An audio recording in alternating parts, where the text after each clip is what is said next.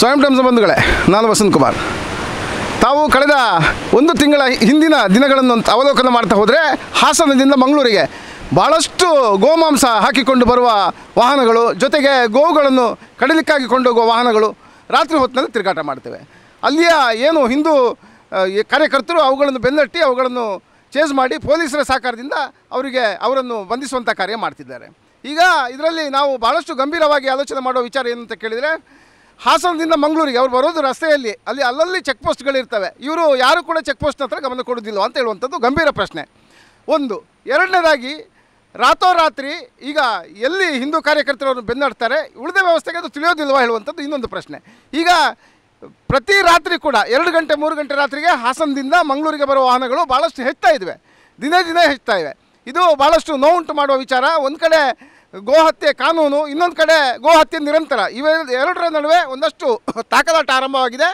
ಇದು ಮನುಕುಲಕ್ಕೆ ಒಂದಷ್ಟು ಏನು ಕೋಮು ಸೌಹಾರ್ದತೆಗೆ ಕಿಚ್ಚು ಜೊತೆಗೆ ಧಕ್ಕೆ ಮಾಡುವ ರೀತಿಯಲ್ಲಿ ಅದು ಪರಿಣಮಿಸ್ತಾ ಇದೆ. ಈಗ ಈ ವಿಚಾರದಲ್ಲಿ ನಾವೀಗ ಕಳೆದ ಅವಧಿಯಲ್ಲಿ ರಾಜ್ಯ ಬಜರಂಗ ದಳದ ಸಂಚಾಲಕರಾಗಿದ್ದ ಜೊತೆಗೆ ಈಗ ಗೋರಕ್ಷಾ ಪ್ರಮುಖ ಆಗಿರುವ ಸುನಿಲ್ ಕೆಆರ್ ಜೊತೆ ಒಂದಷ್ಟೊತ್ತು ಮಾತಾಡ್ತೇವೆ. ಇದು ಇಂದಿನ ಸ್ವಯಂ ಟೈಮ್ಸ್ ವಿಶೇಷ. ಸುನಿಲ್ ನಮಸ್ಕಾರ. ನೋಡಿ, ತಾವೀಗ ಭಾಳಷ್ಟು ಹೋರಾಟಗಳಲ್ಲಿ ತಾವು ಭಾಗವಹಿಸಿದ್ದೀರಿ. ಜೊತೆಗೆ ಈಗಂದರೆ ಹಾಸನದಿಂದ ಮಂಗಳೂರಿಗೆ ಗೋಮಾಂಸ ಬರುವಂಥ ಕಾರ್ಯ ದಿನ ಹೆಚ್ಚುತ್ತಾ ಇದೆ. ಅಲ್ಲಿಯ ಒಂದಷ್ಟು ಮಾಹಿತಿಗಳನ್ನು ನಾವು ಅವಲೋಕನ ಮಾಡಿದಾಗ ರಾತ್ರೋರಾತ್ರಿ ಯಾರು ಹಿಂದೂ ಕಾರ್ಯಕರ್ತರು ಆ ಗೋಮಾಂಸದ ವಾಹನಗಳನ್ನು ತಮ್ಮ ವಾಹನದಲ್ಲಿ ಬೆನ್ನಟ್ಟಿ ಪೊಲೀಸರಿಗೆ ಮಾಹಿತಿ ನೀಡಿ ಅವರು ಬಂಧಿಸುವ ಕಾರ್ಯಕ್ಕೆ ತೊಡಗಿದ್ದಾರೆ. ಅದರ ಜೊತೆಗೆ ಸಕಲೇಶಪುರ ಹೇಳುವ ಪ್ರದೇಶದಲ್ಲಿ ಒಂದಷ್ಟು ಗೋಹತ್ಯೆ ನಿರಂತರ ಆಗ್ತಲೇ ಇದೆ. ಗೋಮಾಂಸದ ಮಾರಾಟದ ಅಡ್ಡೆ ಕೂಡ ಇದೆ.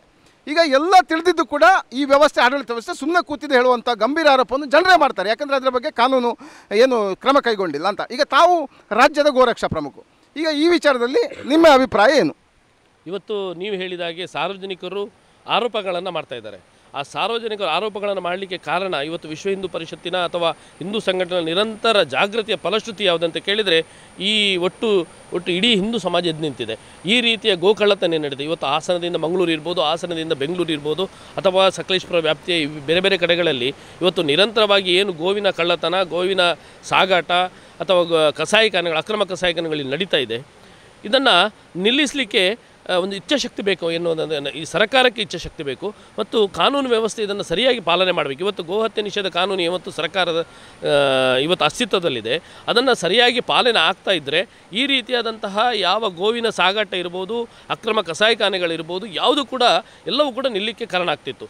ಆದರೆ ಇವತ್ತು ಜನ ಆಕ್ರೋಶಗೊಂಡಿದ್ದಾರೆ. ಅದರ ಜೊತೆಗೆ ಹಿಂದೂ ಕಾರ್ಯಕರ್ತರು ನಿರಂತರವಾಗಿ ದನಗಳನ್ನು ಸಾಗಿಸುವಂತಹ ವಾಹನಗಳನ್ನು ನಿಲ್ಲಿಸುವಂಥ ವ್ಯವಸ್ಥೆಯನ್ನು ಸುಮಾರು 25 ವರ್ಷಗಳಿಂದ ನಿರಂತರವಾಗಿ ಮಾಡ್ತಾ ಇವತ್ತು ಜಾಗೃತಿ ಎಷ್ಟು ಮಟ್ಟಿಗೆ ಬೆಳೆದಿದೆ ಅಂತ ಹೇಳಿದರೆ, ಹಿಂದೂ ಸಮಾಜನೇ ಎದ್ದು ನಿಂತು ರಸ್ತೆಗೆ ಬಂದು ಅದನ್ನು ನಿಲ್ಲಿಸುವಂಥ ವ್ಯವಸ್ಥೆಗಳು ನಡೆದಿದೆ. ಇವತ್ತು ಕಾರ್ಕಳದ ತೆಳ್ಳಾರಿನಲ್ಲಿ ನಡೆದಂಥ ಬೆದರ್ಬಲ್ಕೆಯಲ್ಲಿ ನಡೆದಂಥ ಘಟನೆ ಇರ್ಬೋದು. ಕೇವಲ ಒಂದು ರೆಂಡೆ ಸಿಕ್ಕಿದೆ ಅಂತ ಹೇಳಿದರೆ ಇಡೀ ಗ್ರಾಮಸ್ಥರು ಇಲ್ಲಿ ಒಟ್ಟಾಗಿದ್ದಾರೆ ಅಂತ ಹೇಳಿದರೆ, ಕೇವಲ ವಿಶ್ವ ಹಿಂದೂ ಪರಿಷತ್ತು ಅಥವಾ ಯಾವುದೋ ಹಿಂದೂ ಜಾಗರಣ ವೇದಿಕೆ ಅಥವಾ ಯಾವುದೋ ಹಿಂದೂ ಸಂಘಟನೆಗಳಲ್ಲ, ಇಡೀ ಸಮಾಜ ಎದ್ದು ನಿಂತಿದೆ. ಎಲ್ಲೋ ನಮ್ಮ ಶ್ರದ್ಧೆಗಳಿಗೆ ಪೆಟ್ಟು ಬೀಳ್ತಾ ಇದೆ, ಶ್ರದ್ಧೆಗೆ ಆಘಾತ ಆಗ್ತಾ ಇದೆ.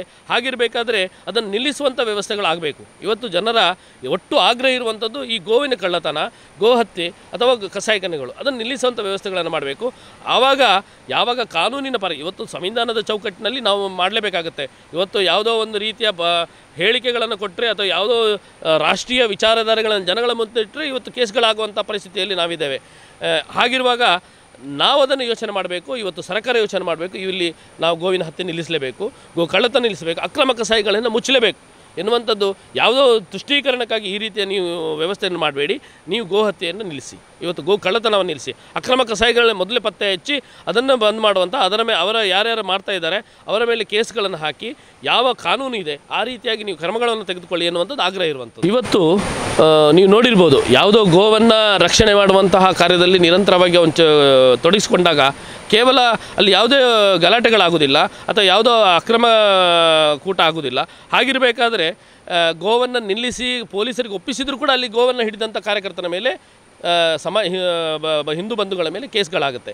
ಆದರೆ ಅದೇ ಗೋವನ್ನು ನಿರಂತರವಾಗಿ ಸಾಗಿಸುವಂತಹ ಯಾವ ಕಳ್ಳತನ ಮಾಡುವಂಥ ವ್ಯಕ್ತಿಗಳಿದ್ದಾರೆ ಅಥವಾ ಕಸಾಯಿಖಾನೆಯಲ್ಲಿರುವಂಥ ವ್ಯಕ್ತಿಗಳಿದ್ದಾರೆ ಅಥವಾ ಹಟ್ಟಿಯಿಂದ ಇವತ್ತು ತಲವಾರುಗಳನ್ನು ತೋರಿಸಿ ಮಾಡುವಂಥ ಏನು ವ್ಯಕ್ತಿಗಳಿದ್ದಾರೆ, ಆ ವ್ಯಕ್ತಿಗಳ ಮೇಲೆ ಯಾವುದೇ ರೌಡಿ ಶೀಟರ್ ಓಪನ್ ಆಗೋದಿಲ್ಲ, ಯಾವುದೇ ಕೇಸುಗಳು ಗಂಭೀರವಾದ ಆರೋಪಗಳಾಗೋದಿಲ್ಲ.